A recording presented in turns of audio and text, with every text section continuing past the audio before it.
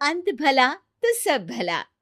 रोली की शादी उसके माँ बाप एक आलसी लड़के से करा देते हैं। चलो, रोली की शादी हुई और हमने गंगा नहाई। और क्या, बेटियां तो होती ही हैं बोझ। हाँ, पर अब क्या चिंता, उतार तो दिया बोझ तुमने, अब वो लोग समझे। ससुराल में रोली का पति कहता है, देखो, मैं कोई काम नहीं करता, ये बात तुम्हारे मम्मी पापा को बता दी थी मैंने। अब जो किराया आता है दुकान का, उसी से घर का गुजारा करना है। कभी भूल से भी कोशिश ना करना किसी चीज की डिमांड की। क्या मम्मी पापा को पता था कि आप कोई काम नहीं करते? और क्या, बड़ा अच्छे से पता था। उन लोगों को तो तुम बोझ लगती थी, बोल रहे थे कि बस शादी कर लो और कोई मतलब नहीं है। रोली को यह सुनकर बहुत गुस्सा आता है, लेकिन करती भी तो क्या, क्योंकि वो जानती थी कि उसके माता पिता ऐसे ही हैं। जैसे तैसे रोली दिन काट रही थी। रोली को एक प्यारी सी बेटी होती है। धीरे धीरे वो बड़ी होती है और उसके साथ उसकी जरूरतें भी बढ़ती जाती हैं। सुनिए जी, अब तो सिमी बड़ी हो रही है, उसका स्कूल में दाखिला कराना है। मैंने अब तक तो जैसे तैसे समय काट लिया, लेकिन मैं बच्ची की परवरिश में कोई कमी नहीं रखूंगी। अरे क्या है यार, अब तो लगता है कोई ना कोई काम ढूंढना ही पड़ेगा। अब पति रोज काम की तलाश में जाता और बिना किसी काम के वापस आ जाता। रोली समझ जाती है कि पति के अंदर अब काम करने की क्षमता नहीं है। वो बेटी को उच्च शिक्षा देने के लिए कुछ करना चाहती थी, लेकिन करती तो क्या करती। एक दिन रोली की सहेली कहती है, रोली, मेरी कोई औलाद नहीं है। अगर तू मेरी औलाद को जन्म दे तो मैं तुझे तेरे मुंह मांगे पैसे दूंगी। अरे, तेरी औलाद को मैं कैसे जन्म दे सकती हूँ? सरोगेसी से। बच्चा मेरा और वैभव का ही होगा, लेकिन कोख तेरी होगी। ये संभव है रोली। रोली कुछ सोचकर कहती है, मुझे मंजूर है, लेकिन मैं इसका 2 लाख रुपया लूंगी। अरे कोई बात नहीं, मुझे मंजूर है। रोली खुश हो जाती है कि एक बच्चा पैदा करने का उसे 2 लाख रुपया मिलेगा। वो घर आकर पति को बताती है, वो भी खुश हो जाता है। अब क्या था, डॉक्टर के पास जाकर सहेली का बच्चा रोली की कोख में पलने लगता है। मुझे 20,000 चाहिए मेरे बेटी के एडमिशन के लिए। हाँ हाँ ठीक है, मैं उसके एडमिशन से लेकर सारे खर्चे उसके अकाउंट में डाल रही हूँ। रोली की बेटी का एडमिशन हो जाता है।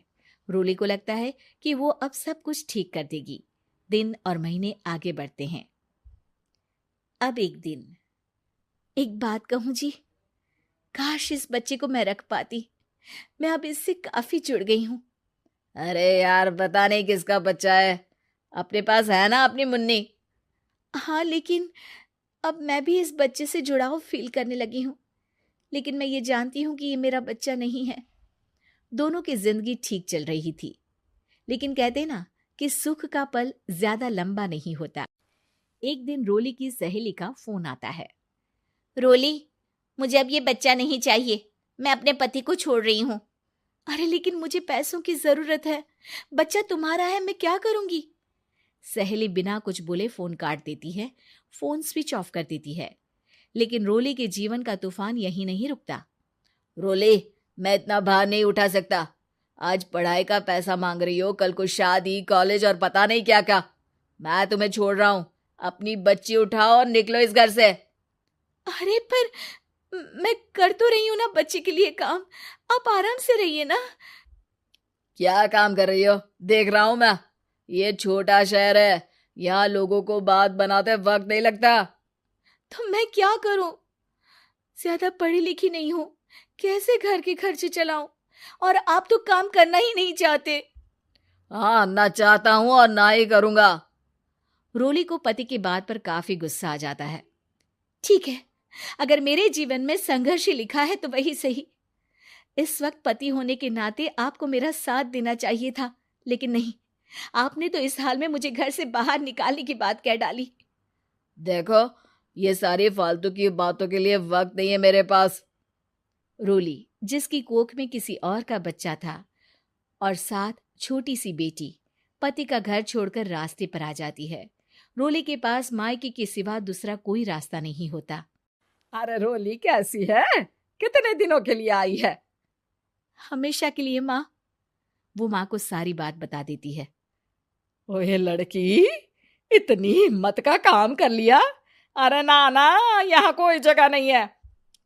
तुम तो अपना बोरिया बिस्तर उठाओ और निकलो यहाँ से। रोली के पास अब मायके का रास्ता भी नहीं बचता। वो चुपचाप बच्ची को लेकर जा रही थी कि उसे दर्द होता है और वो डॉक्टर के पास चली जाती है और फिर वहां वो एक प्यारे से बेटे को जन्म देती है। कितना प्यारा है, कितने अभागे हैं इसके माँ बाप जो इसके पैदा होने पर भी नहीं है। तभी वहां डॉक्टर आ जाती है। रोली, बच्चे के पिता तुमसे मिलना चाहते हैं। आपका बहुत बहुत शुक्रिया। मैं इस बच्चे को पालूंगा, भले ही इसकी माँ ने इसे छोड़ दिया हो, पर मैं अपनी जिम्मेदारी निभाऊंगा। तो क्या आप मुझे इसके पैदा करने के लिए जिन पैसों की बात हुई थी वो भी देंगे? हाँ, और साथ ही आप चाहें तो मेरे घर में रहकर मेरे बच्चे की देखभाल भी कर सकती हैं। मैं उसके लिए आपको सैलरी दे दिया करूंगा। रोली को लगता है कि जैसे भगवान ने उसके लिए सुकून का रास्ता खोल दिया। वो अब मुकेश के साथ उसके घर चली जाती है, जहां रहकर वो उस बच्चे की देखरेख करती है। अब मुकेश के घर को रोली अच्छे से संभाल लेती है। उसके लिए खाना बनाने से लेकर बच्चों की देखभाल और घर की देखरेख। धीरे धीरे मुकेश को रोली से प्यार हो जाता है। रोली, तुम्हारी बेटी और मेरा बेटा बिल्कुल भाई बहन की तरह साथ रहते हैं।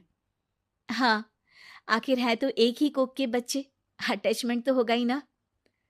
रोली, तुमने घर और मुझे दोनों को संभाल लिया। ये तो मेरा काम है। आपने भी तो मुझे छत दी जिससे मैं अपनी बेटी की पढ़ाई और भविष्य के लिए पैसे जोड़ सकूं। अब रोली, क्या तुम मुझसे शादी करोगी?